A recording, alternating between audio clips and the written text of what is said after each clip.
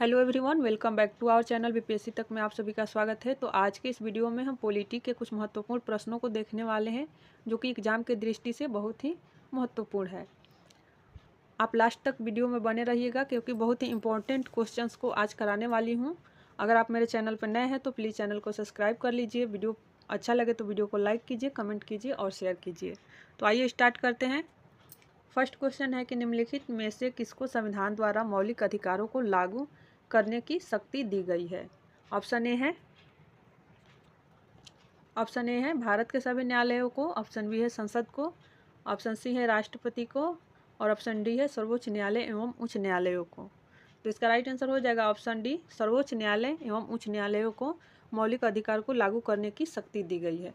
सर्वोच्च न्यायालय यानी सुप्रीम कोर्ट को अनुच्छेद 32 के तहत मौलिक अधिकारों के लिए रिट जारी करने की शक्ति दी गई है और उच्च न्यायालयों को दिया गया है 226 के तहत, अनुच्छेद 226 के तहत उच्च न्यायालय भी मौलिक अधिकारों को लागू करने के लिए रिट जारी कर सकता है। सेकंड क्वेश्चन है,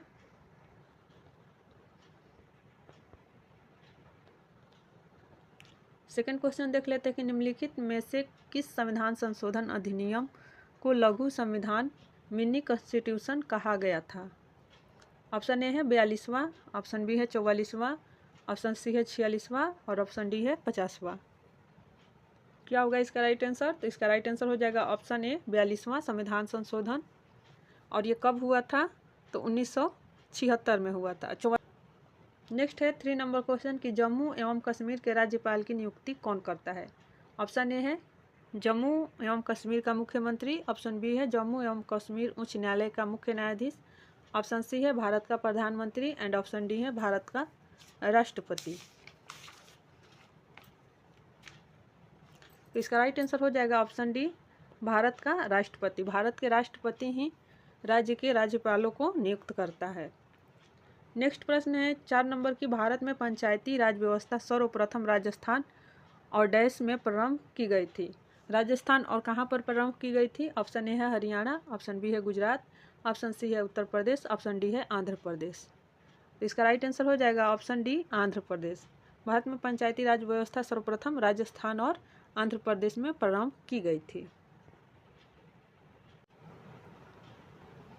नेक्स्ट प्रश्न देख लेते हैं 5 नंबर की पंचायत के चुनाव कराने हेतु निर्णय किसके द्वारा लिया जाता है। ऑप्शन ए है केंद्र सरकार, ऑप्शन बी है राज्य सरकार, ऑप्शन सी है जिला न्यायाधीश, ऑप्शन डी है चुनाव आयोग।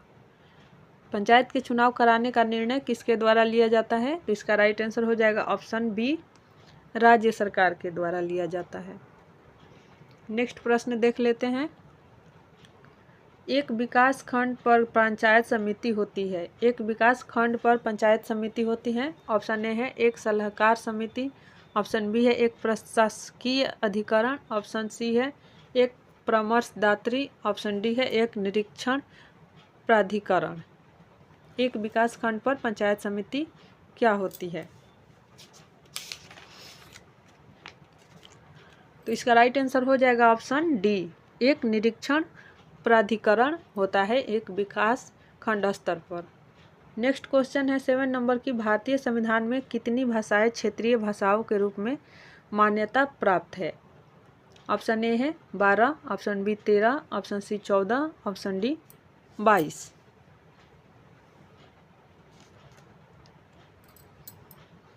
भारतीय संविधान में कितनी भाषाएं क्षेत्रीय भाषाओं के रूप में मान्यता प्राप्त है? तो इसका राइट आंसर हो जाएगा ऑप्शन ए 12, क्षेत्रीय पूछा है।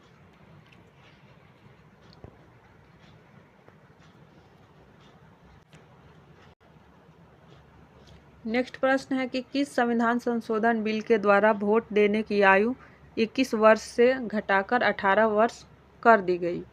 ऑप्शन ए है 48वां, ऑप्शन बी है 97वां, ऑप्शन सी है 61वां एंड ऑप्शन डी है 63वां।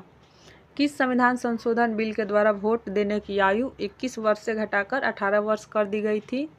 तो इसका राइट आंसर हो जाएगा ऑप्शन सी, 61वां संविधान संशोधन। और ये कब हुआ था? तो 1989 में।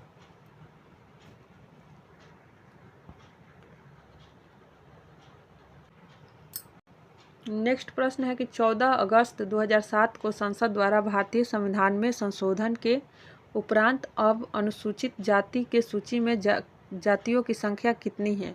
ये डाटा 14 अगस्त 2007 का है। तो ऑप्शन ए है 607, ऑप्शन बी है 1206, ऑप्शन सी है 1410 एंड ऑप्शन डी है 1500।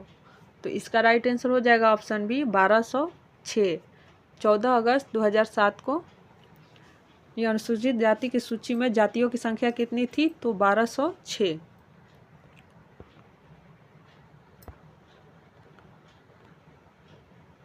नेक्स्ट प्रश्न है कि हमारे संविधान के अनुसार राज्यसभा का कार्यकाल, हमारे संविधान के अनुसार राज्यसभा का कार्यकाल कितना होता है?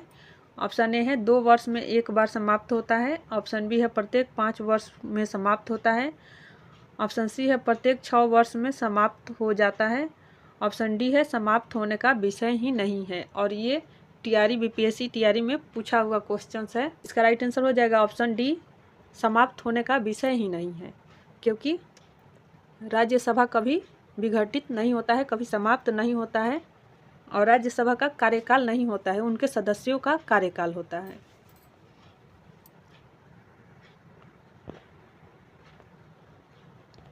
नेक्स्ट प्रश्न है 11 नंबर की, एक विधेयक जो संसद में प्रस्तुत किया जाता है कौन सी क्रिया के बाद अधिनियम बन जाता है? एक विधेयक जो संसद में प्रस्तुत किया जाता है कौन सी क्रिया के बाद अधिनियम बन जाता है? ऑप्शन ए है जब वह संसद के दोनों सदनों के द्वारा पारित हो जाता है, ऑप्शन बी है जब राष्ट्रपति अपनी सहमति दे देते हैं, ऑप्शन सी है जब प्रधानमंत्री इस पर हस्ताक्षर कर देते हैं, ऑप्शन डी है जब सर्वोच्च न्यायालय इसे केंद्रीय संसद के अधिकार क्षेत्र में होना घोषित कर देता है। तो इसका राइट आंसर हो जाएगा ऑप्शन बी, जब राष्ट्रपति अपनी सहमति दे देते हैं तब कोई भी संसद में जो विधेयक प्रस्तुत किया जाता है वो अधिनियम बन जाता है, राष्ट्रपति के सहमति के बाद। नेक्स्ट प्रश्न है 12 नंबर की, एक गैर सदस्य के रूप में संसद के किसी एक सदन की कार्यवाही में भाग ले सकता है? एक गैर सदस्य के रूप में संसद के किसी एक सदन की कार्यवाही में भाग ले सकता है, तो कौन भाग ले सकता है? ऑप्शन ए है उपराष्ट्रपति, ऑप्शन बी है मुख्य न्यायाधीश, ऑप्शन सी है महान्यायवादी, ऑप्शन डी है मुख्य चुनाव आयुक्त। इसका राइट आंसर हो जाएगा ऑप्शन सी, महान्यायवादी। अटॉर्नी जनरल एक सिर्फ गैर सदस्य है जो संसद के किसी भी सदन में कार्यवाही में भाग ले सकते हैं, तो इसका राइट आंसर हो जाएगा महान्यायवादी। नेक्स्ट प्रश्न है कि श्रीमती प्रतिभा पाटिल भारतीय गणतंत्र के राष्ट्रपति के रूप में क्रम क्या है? प्रतिभा पाटिल कितने क्रम की राष्ट्रपति थी? और ये हमारे भारत की फर्स्ट महिला राष्ट्रपति हैं श्रीमती प्रतिभा पाटिल। ऑप्शन ए है 10वां, ऑप्शन बी है 11वां क्रम एंड ऑप्शन सी है 12वां क्रम एंड ऑप्शन डी है 13वां क्रम। तो इसका राइट आंसर हो जाएगा 12वां क्रम। 12वें क्रम की राष्ट्रपति थी श्रीमती प्रतिभा पाटिल, और ये इंडिया की फर्स्ट प्रेसिडेंट थी, प्राइम मिनिस्टर नहीं प्रेसिडेंट थी। नेक्स्ट प्रश्न है कि भारत में चलित न्यायालय मोबाइल कोर्ट इनका मानस सूत्र है। भारत में चलित न्यायालय इनका मानस सूत्र है। ऑप्शन ए है न्यायमूर्ति भगवती, ऑप्शन बी है श्री राजीव गांधी, ऑप्शन सी है doctor APJ Abdul Kalam, option D है श्रीमती प्रतिभा पाटिल। भारत में चलित न्यायालय यानी मोबाइल कोर्ट इनका मानस सूत्र ब्रेन चाइल्ड है। कौन है? तो ऑप्शन सी इसका राइट आंसर हो जाएगा doctor APJ Abdul Kalam, missile man of India. यही मोबाइल कोर्ट के मानस सूत्र है, इन्होंने ही मोबाइल कोर्ट की। नेक्स्ट प्रश्न है 15 नंबर की, एक उच्च न्यायालय का न्यायाधीश अपना त्यागपत्र संबोधित करता है। एक उच्च न्यायालय का न्यायाधीश अपना त्यागपत्र संबोधित करता है। ऑप्शन ए है राष्ट्रपति को, ऑप्शन बी है भारत के मुख्य न्यायाधीश को, ऑप्शन सी है उसके राज्य के उच्च न्यायालय के मुख्य न्यायाधीश को, ऑप्शन डी है राज्य के राज्यपाल को। तो इसका राइट आंसर हो जाएगा ऑप्शन ए, राष्ट्रपति को।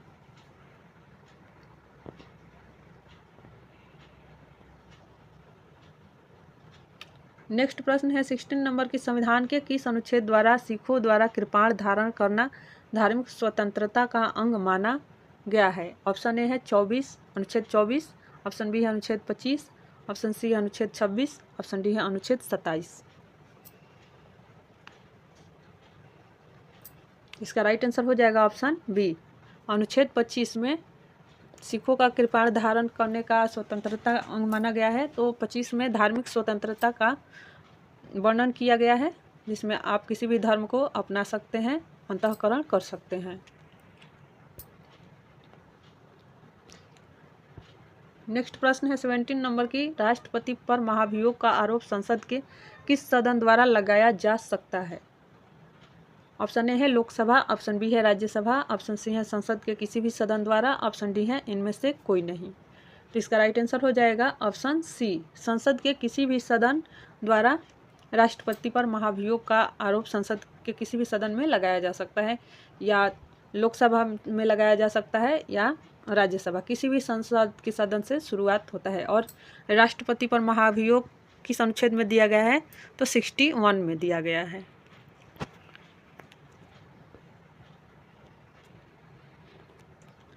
नेक्स्ट प्रश्न है कि राज्यपाल को वेतन तथा भत्ता दिया जाता है।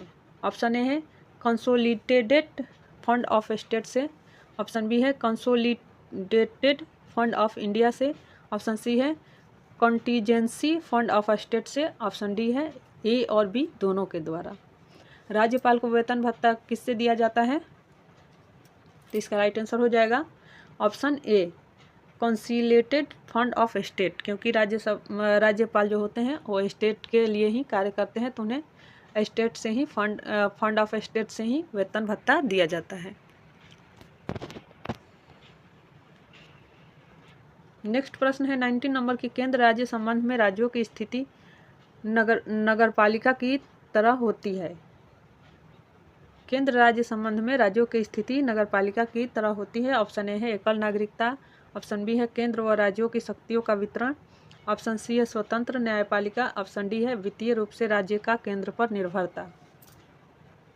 तो 19 का आंसर क्या हो जाएगा? ऑप्शन डी हो जाएगा, वित्तीय रूप से राज्य का केंद्र पर निर्भरता। 20 नंबर क्वेश्चन है,